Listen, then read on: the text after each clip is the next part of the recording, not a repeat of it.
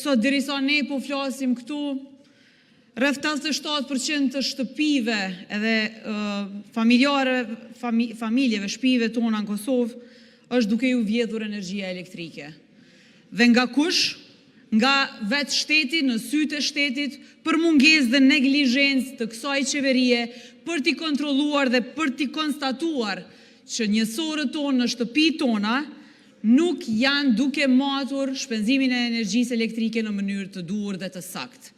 Dhe kjo i bie që në sytë e shtetit dhe në mungesë të vëmendjes dhe përgjegjësisë të kësaj qeverie, ne tashe 6 vite jemi të vjedhur.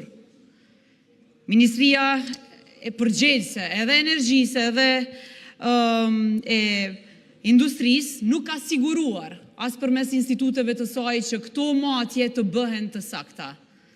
Dhe për këtë kemi kërkuar përgjegjësi. Dolën konferenca si ketë, si ministria dhe e konstatuan pasaktësinë e matjes.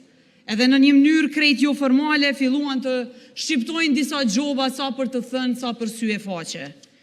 Kjo është e papranueshme të nderuar qytetar, përderisa prokuroria ka filluar hetimet, sepse kjo është njëri ndër skandalet më të mëdha në koston dhe kurrizin e secilit qytetar. Si LDK e kemi ngritur këtë çështje, kemi ofruar prova tona dhe sot nga ky kuvend kërkojmë edhe një herë që qeveria të mos e lejojë ndryshimin e njësorëve në shtëpi tani për ta fshehur vjedhjen. Të sigurohet që njësorët mbesin aty si prova për hetuesin, të konstatohet kjo vjedhje, kjo humbje për secilin qytetar dhe parat t'i kthehen cent më cent qytetarve.